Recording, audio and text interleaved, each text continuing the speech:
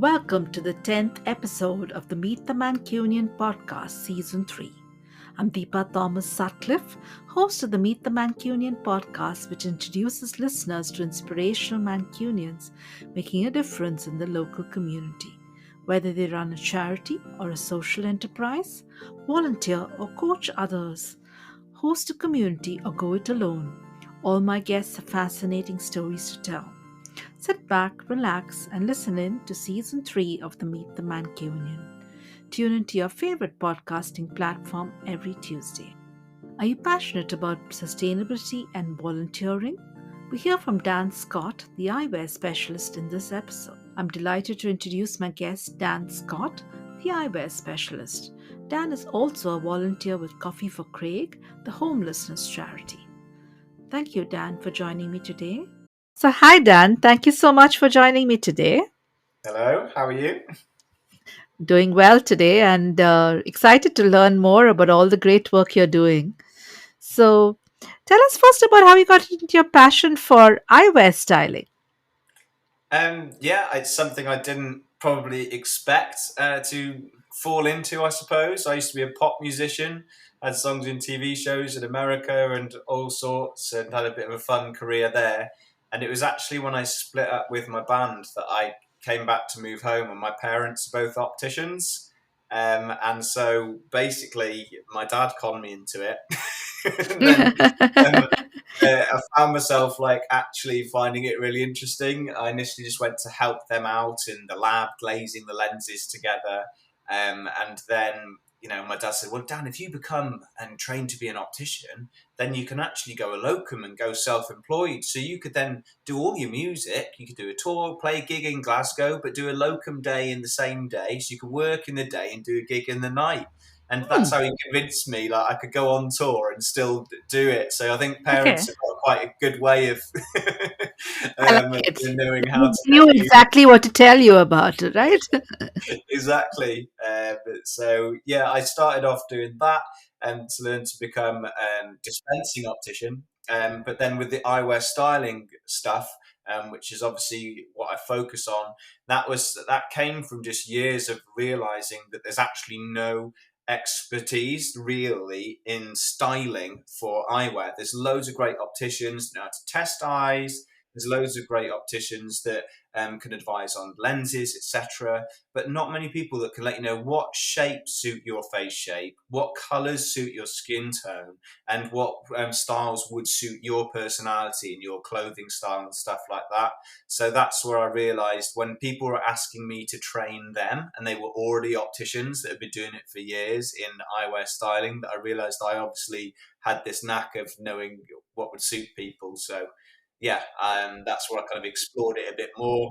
Trained in London as a personal stylist, and then ended up setting up my own business, the eyewear stylist, this last year after 10 years of being an optician. So that was really interesting, Dan, and thanks so much for sharing how you started. First as a just getting into being an optician to specializing in styling and also training other opticians. That's very interesting. But you're here today to also talk about all the amazing work you're doing in the community of Salford and Media City. And tell us about that and your passion for sustainability. Where it originated from with eyewear is one of these kind of things which is actually traditionally not particularly sustainable. If you think lots of glasses just made out of like plastic and stuff, single-use plastics, not recyclable, and the same with lenses and things like that. So it was trying to find a way to become more sustainable with eyewear. And then, so when I moved into my studio in Media City, I'd made it a big part of what I did to have sustainable eyewear options where I can get glasses custom made out of wood or repurpose vinyl records, Hmm. etc. And when speaking with the community here in Media City, I met the sustainability lead for Media City and said they actually have a sustainability and social value network here. And so obviously I was really keen to join to see what I could do to help the local community here with that. And it's kind of gone on from there, really. And so we've had various meetings over the last year or so, with a big community of separate business owners from around Media City, and including the likes of BBC and ITV and the big production companies as well, thinking about ways that we can not only be more sustainable as a community, but also how, with the social value network side of things, how we can help people on various levels, like whether it's people on a mental health sort of level, whether it's prosperity in terms of trying to help the homeless and people that are struggling, going to food banks and things, to just the area and being a bit greener in the way that we're doing things, so we're not kind of like damaging the environment.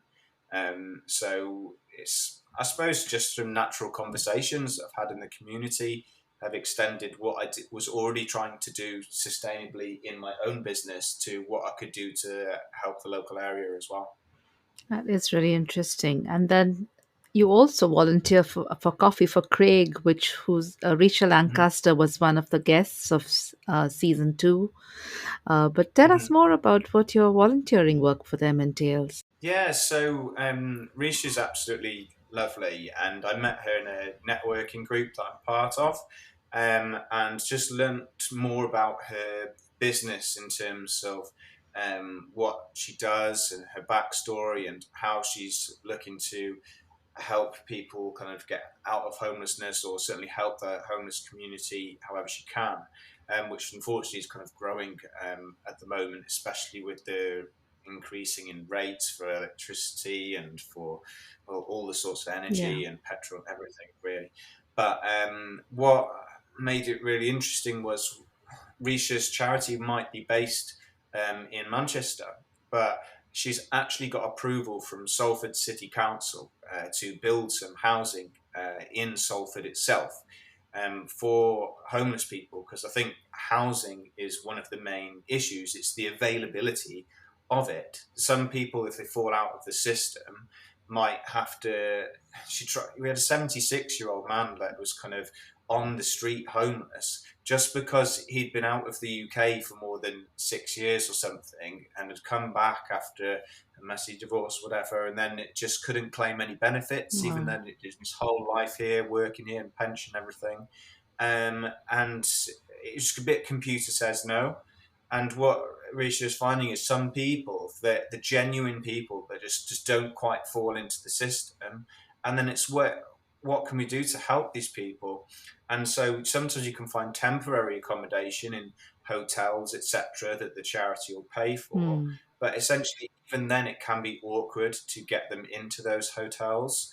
And so it's trying to find housing which is there to help support these people, ideally as an interim solution, I suppose, rather than necessarily a long term solution, but find that housing for them. And when she said she got the approval from Salford City Council, and me being based in Salford, it made me think there's definitely something there that I could help with Risha's charity.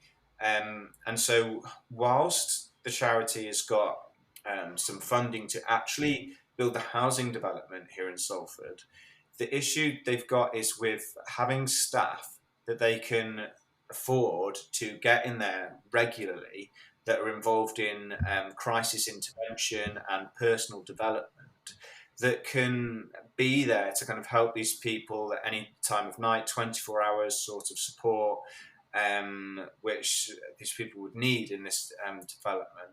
And with charities, obviously any money is always appreciated, but what with lump sums, obviously again they're great, but so you're always wondering when the next donation is coming in. So if you're going to pay some staff, off the payroll of a charity, and not sure if you're going to get enough donations that month to pay Yeah. that salary, it becomes hard to make that commitment for these people. And that's obviously a situation they would never want to do. Put someone in, we might be able to pay you at the end of the Of month each course. time. So what Risha is saying is they need to find ways of getting more regular donations, which are ideal.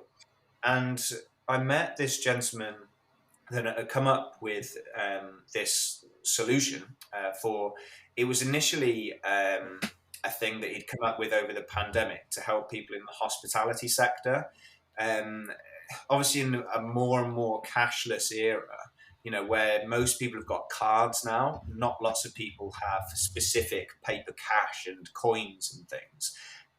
People, when you were kind of like, say, getting a meal, you might normally donate some money to the waiter as a tip. But if they haven't already got something set up on their card system to do that, then you're suddenly in a position where you can't give a tip because you don't have separate cash to do it. So what Ben did was he created a little, it's like a PDQ machine sort of thing where you can just tap your card against it, contactless, just choose the amount and just it'll donate that way.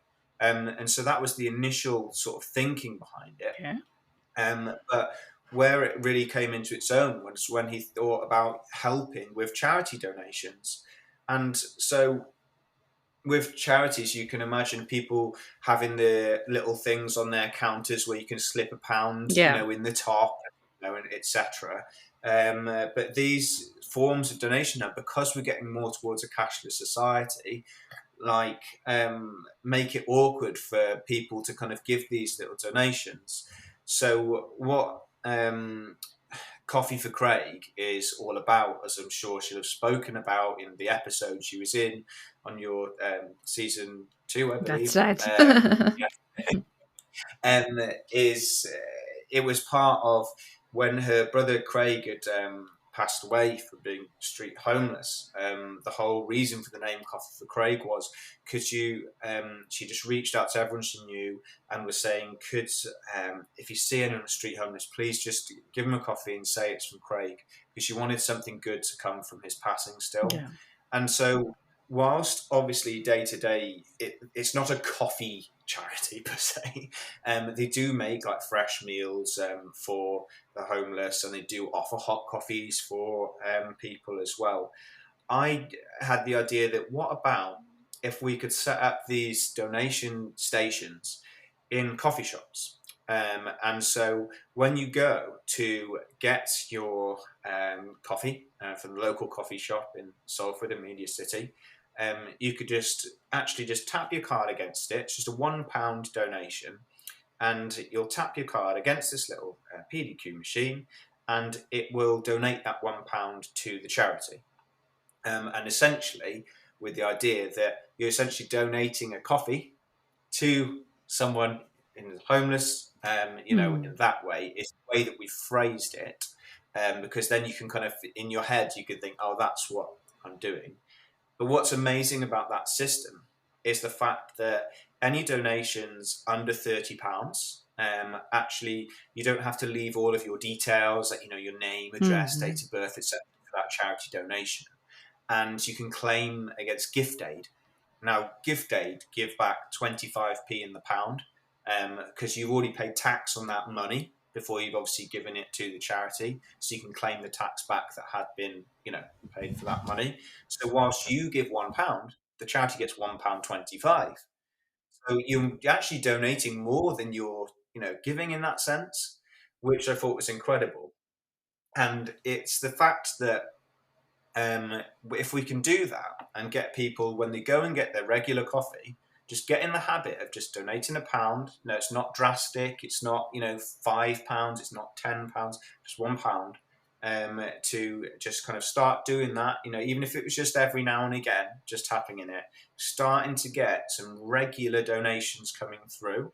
And that money is actually what's going to help us be able to get these staff hired in this Salford-based housing development to regularly be there, and they can realistically afford, so because you can start tracking how many donations you're getting a month on average, etc. And if they were done a pilot with Grindsmith's Coffee house in Media City, that's the very first one. And so even within the first day, I think we had £5 to £10 donated. So if you imagine that, each day over 30 days a month, and that's from one coffee shop. as we start to get one or two more on board as well. And even if you were getting £1 or £2 a day, you start getting 3 or 4 different coffee shops in there, and that adds up to a month. You're starting to get those regular wages sort of paid.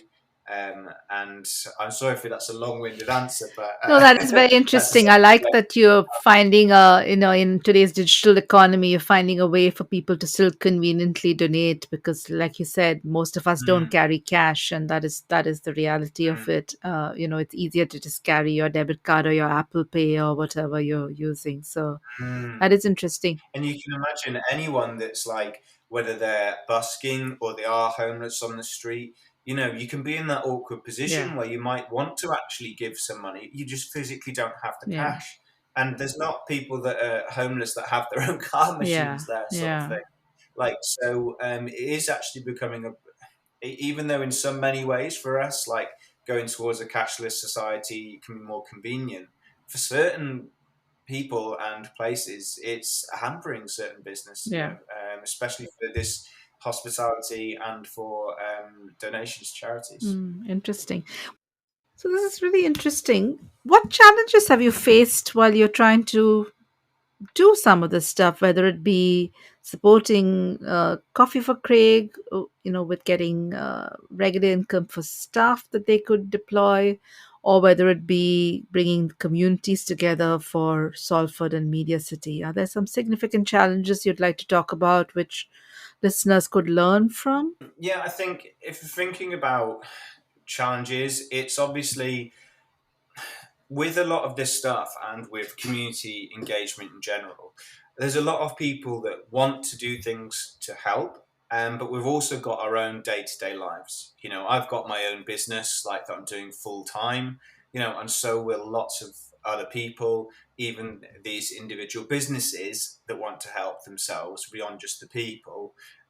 So it's finding ways to find that time and make it convenient, you see. Like, so anything that's going to be time consuming or feel awkward to do is going to make it harder for people who want to help to do it, because we've got so much going on in our lives at the moment. Everyone has got problems right now, with the pandemic, the way it's been, and the way the energy prices are going. Everyone's working as hard as they can to make ends meet and do what they can. So having extra stuff on top of that, we've got to make as easy for people as possible. And I think that was one of the things that I tried to do. For example, with Coffee for Craig, I wanted to try and do what I could to make sure that Risha and her team could focus on doing the important work that they do.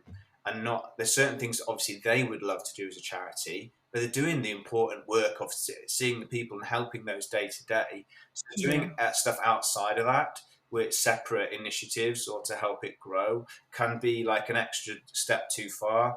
And the same for the other businesses that want to help. Um, they're not likely to take time off work to go out and source this, um, ways of helping. So for me, it was basically getting the right people in the same room and making it as convenient as possible for all parties. So I essentially thought, well, there's something I can do here. And so first off was introducing Ben, who'd come up with this tip disc station. This is the contactless card reader station to help with the donations. Introduce him to Risha, get them in the same room together, make sure that she's on board with it, they know how it works, etc. Then have a chat with Grindsmiths, who've got a great relationship with in Media City. There's lovely people and serving the local community with lovely coffee, and making a convenient time for them to meet Risha and Ben together. So it's not interrupting the workflow of the day. So ideally out of at course. business hours, and then making sure on top of that that this tip station that Ben has set up, this donation station, is as simple and easy for the staff to just have there, and so it doesn't impact them on their working day, because they've got to do all their business stuff, obviously making the coffees and the food, etc. Yeah. You can't have something that's really awkward and you have to keep messing around with to get to work. And I think that's the one thing. I think if you're trying to get businesses involved with helping local initiatives, is finding ways to make it as simple as possible for them, and take away as much awkwardness as you possibly can, to help make these things happen, which I'm sure most businesses would love to help the local community. I can't imagine there's many businesses out there that are like, I would not like to help my local community at all, and I do not want to help any charity that's doing good. There's no one would say that. So if you imagine, there's loads of businesses that would be, of course, they'd love to help, but you've got to make it easy for them. And so Yeah. that's what I thought was really interesting about this idea. I thought, you know what, this is a really simple but easy idea, and it's a no-brainer for any business to get involved with. And I think what's been good is I helped set up this pilot scheme at Grindsmiths. I did a video on my own Instagram, which got shared on the Media City UK's Instagram. And then other local businesses have then started reaching out, being like, we'd like to be part of this as well, because they can see how simple and easy it is. Yeah. And so in talks with various local businesses who'd also like to get involved. And I think the main plus and the challenge that we've overcome is making it really easy for them to do and to help.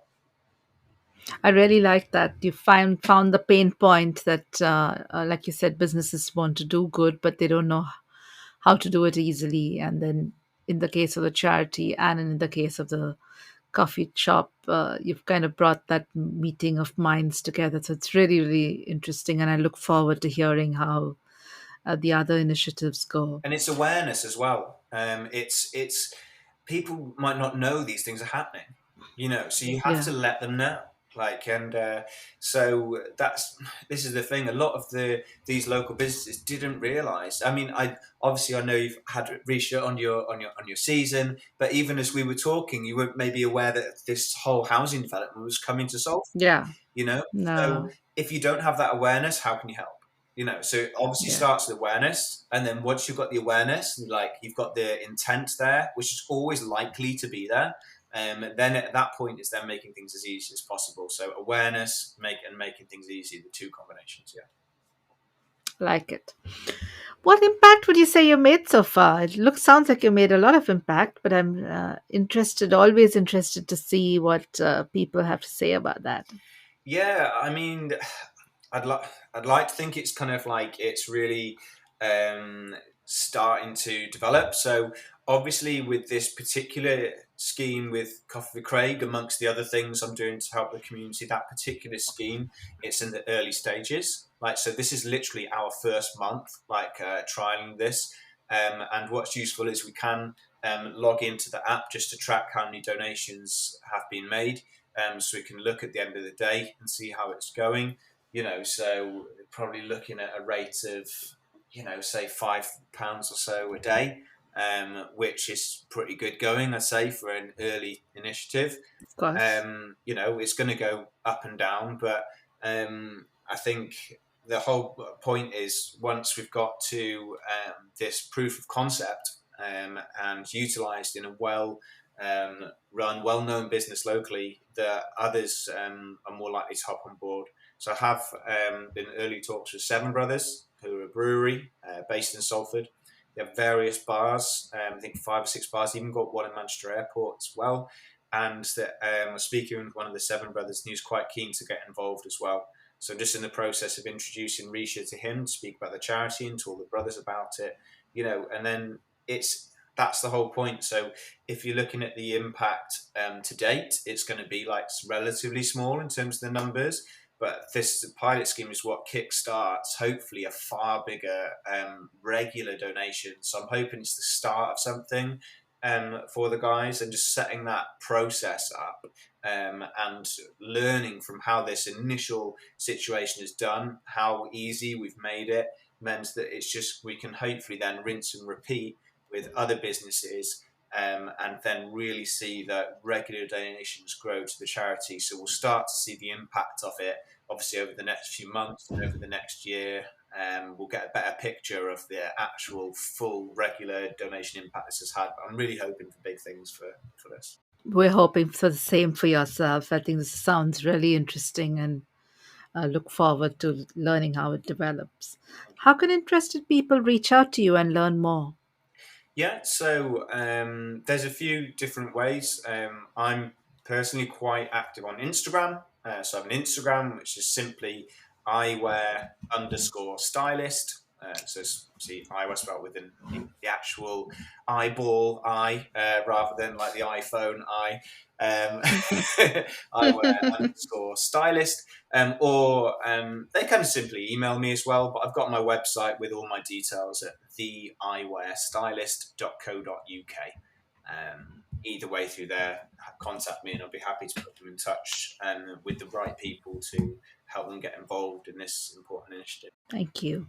And what I know you said you gave out some advice when we talked about challenges, but what advice would you have for people looking to start something similar in another part of the world or another part of the UK? I, I think, to be honest, I genuinely do think it's a really great idea. Like, so in terms of advice for other people wanting to do something like this, I think it's just first of all, obviously, you've got to have the passion to want to help. So it's finding a cause that is close to home for you.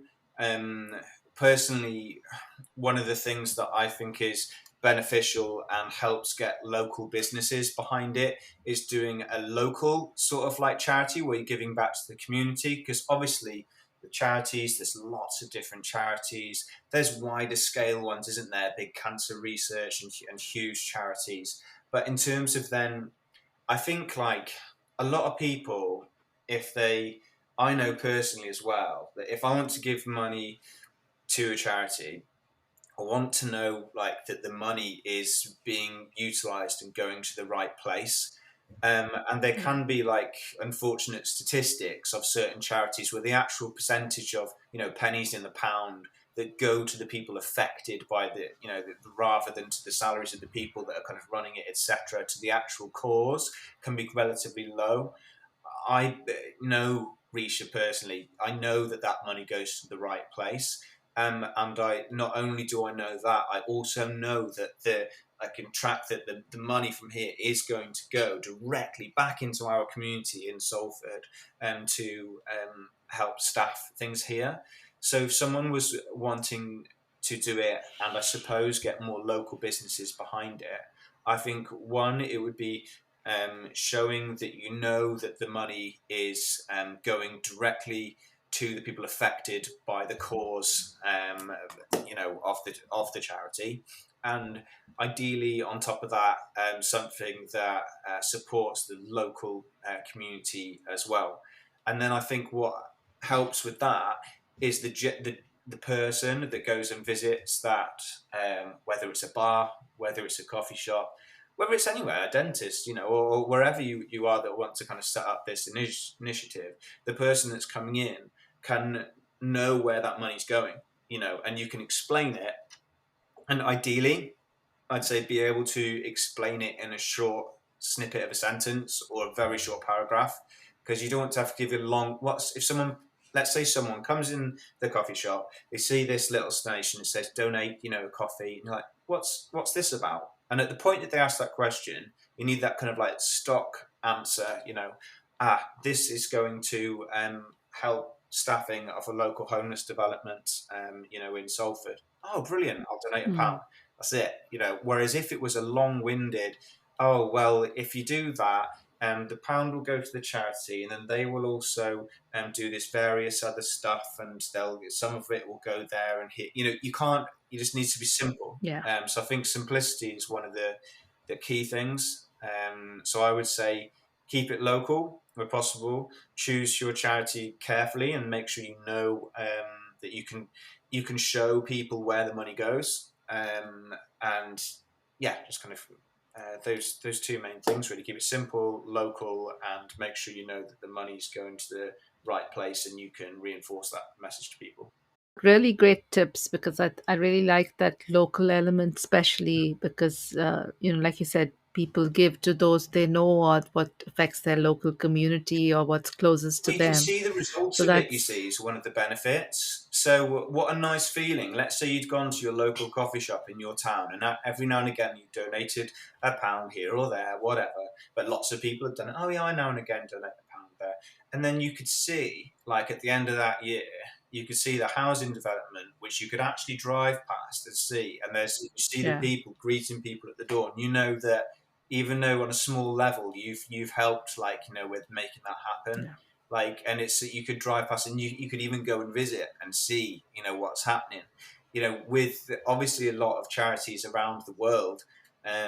We like to think our money's going all the right place, and I really do hope it is. But if we're donating stuff for a one of these, like, wildlife, they send you a picture of a goat or something in Africa that's that you've helped a family, sort of thing. Do you really know, like, that your money's specifically gone there?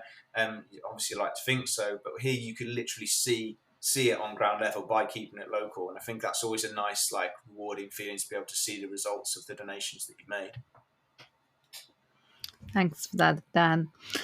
I'm now going to ask you the signature questions I ask all my guests. So, first of all, what do you love the most about Manchester? I think generally community is a huge part of it.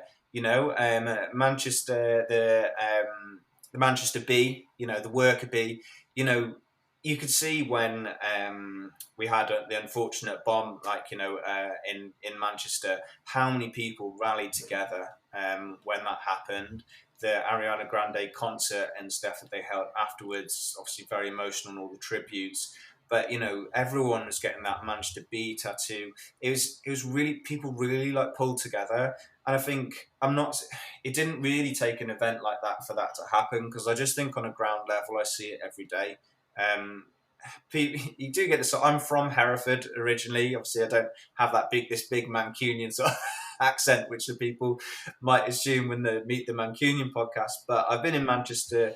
I live in Chiltern, actually. Lived there about 8 years, 8 to 10 years now.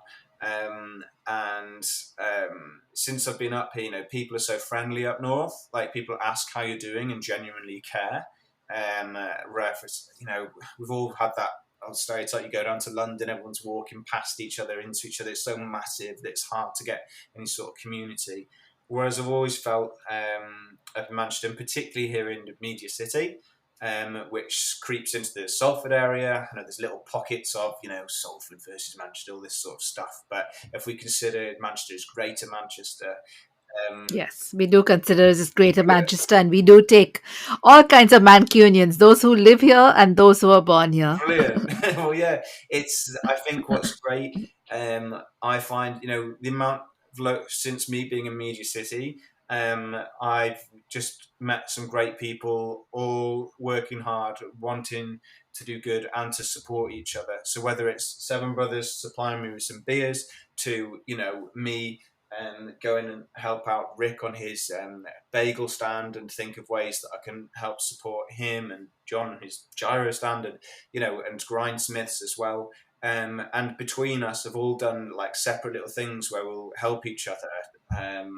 It's hard to think of all the little individual small things that can go unnoticed, but even just like Rick, on his bagel stand in Media City, he's got a separate space just to the side of it, where you can just go and sit down and relax. Now, it's not even an area that's necessarily specific for someone to go and sit down and eat their food, because he'd set up his business off the back of a bit of a mental health breakdown during COVID, and it's really struggling, and it was having a space and people to talk to that really, like, helped him get through it.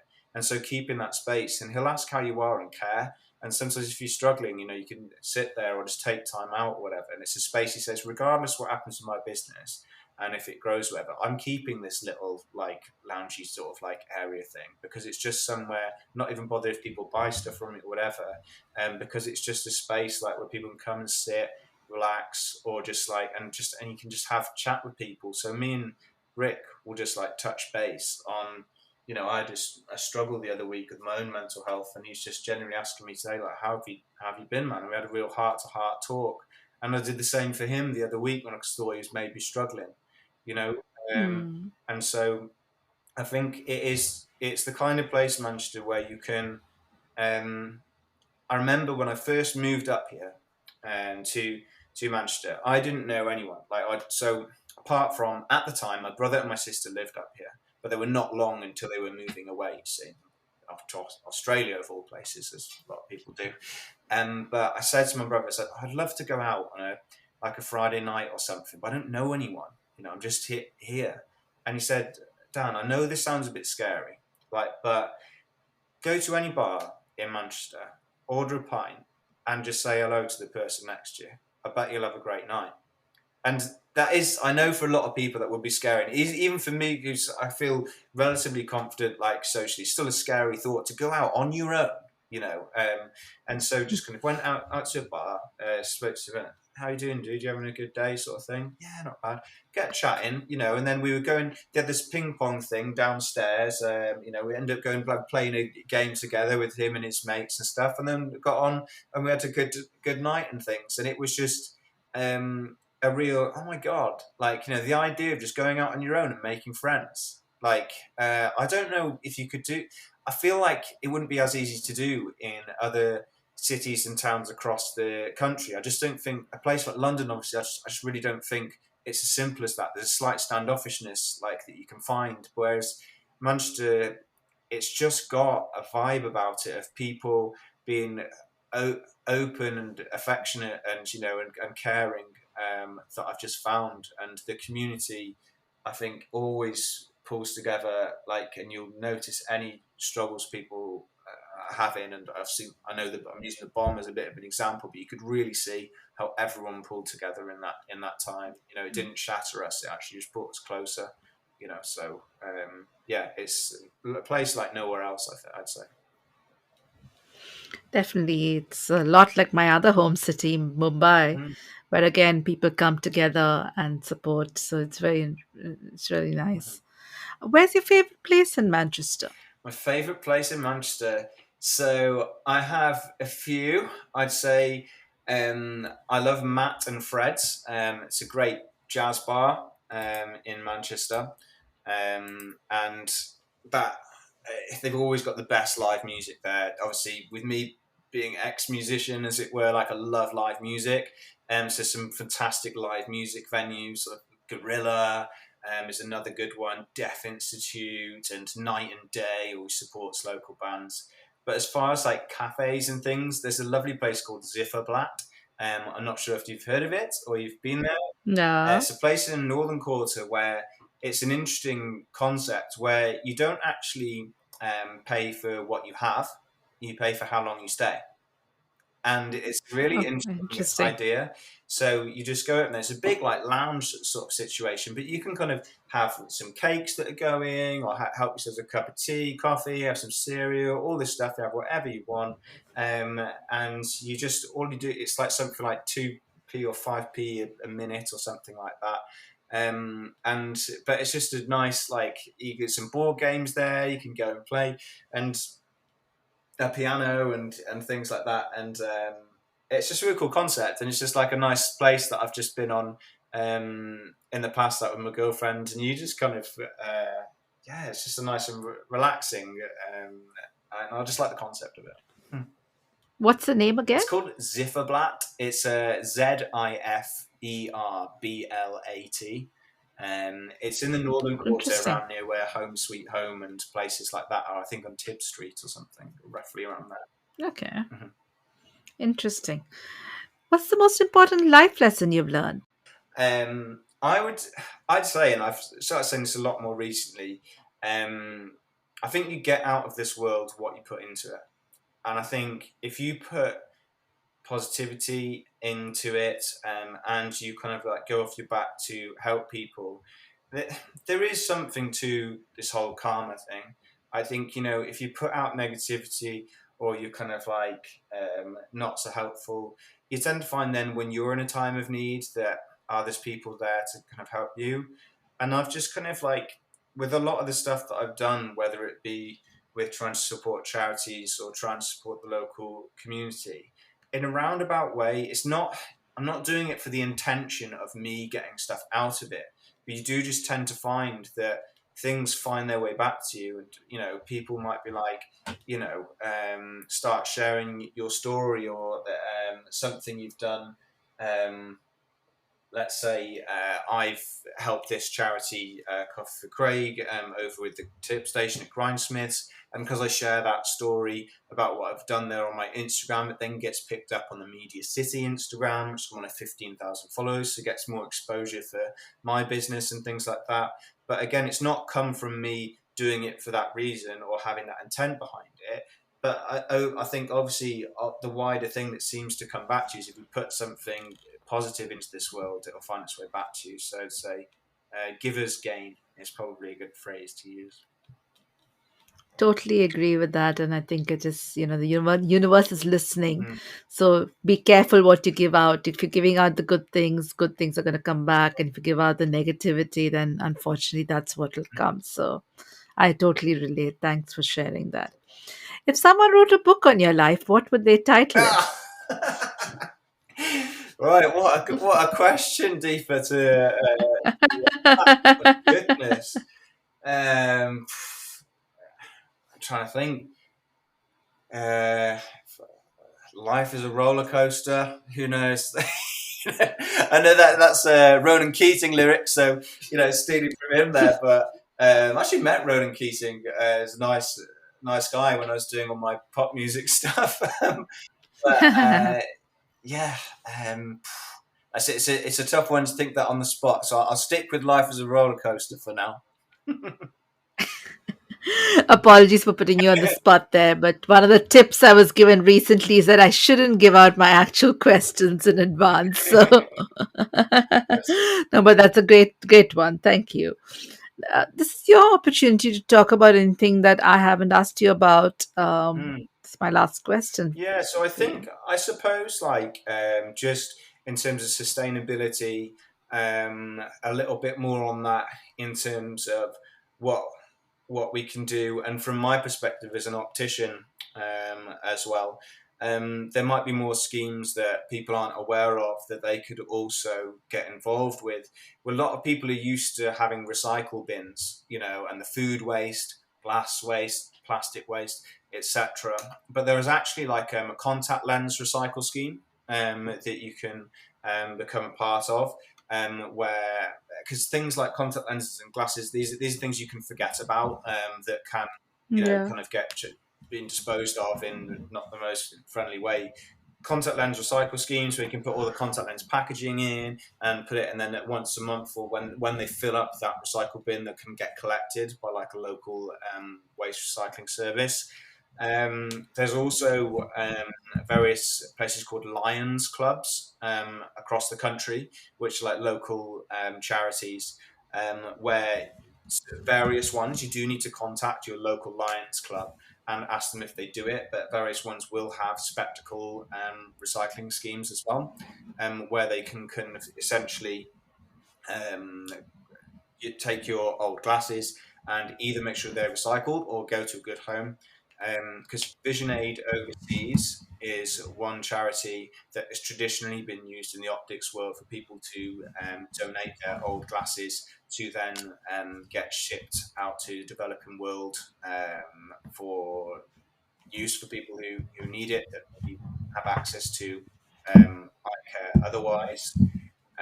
So those are a couple of things, and I suppose, obviously, in my mission to ideally make the eyewear and optical world more sustainable, is thinking about those choices that you're making, and realizing, okay, these two for £99 deals sound good, etc. But the more often you're kind of like buying and disposing of the same sort of like plastic, etc., and think about what you're doing on a wider scale. Things like, I get these glasses custom made, they're made to order out of wood. So it's made to order, so they're not overproducing. They're all wood is sourced via the FSC, which is I think it's the forestry. I'm not going to remember the full name of it, but Forestry Society something, where they make sure, essentially, obviously, they're not chopping down trees for the sake of it. So they'll kind of generally use a balsa wood, so it grows quickly, and you can kind of like reuse. But the made to order means not getting wasted. And then when they're made from wood as well, they will last far longer than a plastic pair will do. It's not gonna the plastic over time will quite quickly start to deteriorate. It becomes more brittle. You start noticing a bit more whitish on the edges and stuff like that. And so then you can't. You need to apply heat generally to put lenses into oil plastic glasses. And when they become brittle and you apply that heat, they can snap. So with the wood frames, they're going to just last years and years, and you can just replace the lenses just by unscrewing and screwing that together. So it means that whilst certain things they might look a little bit more expensive initially, but the fact you're not constantly replacing the same pair of glasses each time, and also the fact that it's longer lasting, and at the point that you find it no longer useful, is still not going to be that damaging on the environment. We can put those when a wood frame is done with, it's not something that's going to damage the world, in that sense, the same way like single-use plastics would. So I suppose just like on that sustainable level, just from me and my own personal mission and trying to improve that in the optical world, it's just maybe taking a bit of time to be more considered in your choices and think about the overall impact you're having on a long term rather than sometimes just on a short term basis. And this, most opticians probably would be open minded about ways to help you with that as well. So, like, I offer direct debit options, for example. So, something that could be a bit more expensive in the initial, just by kind of spreading out that, because there's a lot of people that have £1,000 iPhone, that they pay £60 a month for, etc. That then think like a pair of glasses can be expensive if it's over 50 quid or something. So if we can spread those payments, and that's the thing that makes it easier. And this comes back to my whole thing from before. What can we do to make social impact and charity Yeah. giving more accessible? It's just making it as simple for people and as easy as possible. And it's those little things. So a bit of awareness is the first thing. Did you know glasses could be made out of vinyl records or wood or coffee beans? So if you don't know Yeah. that, how can you do it? And then when you do know that, how can you make it simple for you to do it and affordable as well? So making sustainable attainable, is like one of the catchphrases I quite like to use. And that's one of the ways we can do that. That was very interesting for me because I didn't know about Mhm. sustainable eyewear, and the fact that I remember we talked about it at BNI about the fact that you could have them from coffee beans, but I didn't know about this, vinyl Yeah, records uh, or about wood. So that is you'd really be really surprised. interesting. And to be honest, I didn't, and I'm an optician. So when I first obviously started working in optics for my mum and dad, you just think of glasses as a bit boring, or do you think it's plastic or it's metal and stuff. But the more you actually done research, and I've been all around the world, Paris, Milan, Munich, New York, all to the kind of trade shows, and you constantly would be surprised by the new developments and the rapid kind of growth in technology, and obviously sustainability being one side of that. When I seen these, there's loads of futuristic stuff out there. I was trying on these glasses where at the click of a button will change the prescription in them because it's got some like liquid in between the Okay. lens that using some sort of Oh, like okay. electric and magnets will kind of like boost it and turn it into a varifocal from being a single vision distance pair. So there's loads of mad things happening. And you'll find the same with frames and with 3D printing and stuff now. Lots of developments there. And I think that's why I find it interesting because I'm a naturally creative person, you see. And if this one industry wasn't creative, it probably wouldn't be something for me. But the fact you've got both the interest on the lens side of things and then the frame side of things as well, and the constant like new developments keeps it really really interesting. And as I say, it can be a forgotten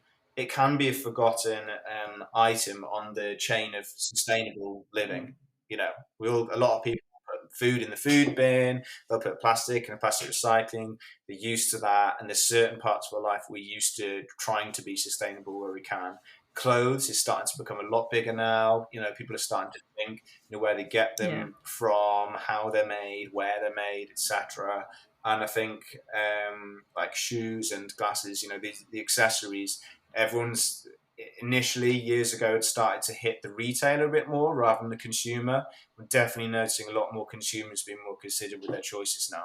And so just making people aware that there are Yeah. things you can do to be more sustainable is the first step, and helping people to do that. Thanks so much. And that's really interesting to, a good note to end on, that be a conscious customer and think about what can you do with your sustainable eyewear or recycling contact lenses or glasses.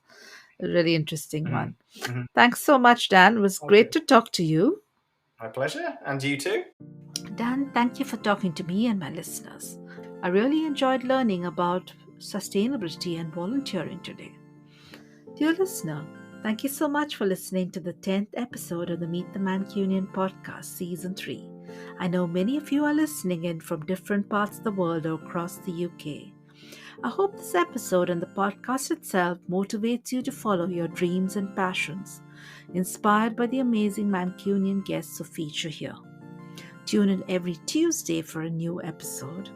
Next week, the Meet the Mancunian podcast talks to Simon Naylor, Artistic Director 532, about supporting aspiring actors. Tune in on Tuesday, 6th October 2022 to hear the next episode. Please do consider subscribing to the podcast and leaving us a review on Apple Podcasts. I would also be grateful if you could share this podcast with a friend or a family member. Thank you so much. Please do get in touch with me if you'd like to make a guest suggestion or if you'd like to give me an idea for my podcast. Thank you so much.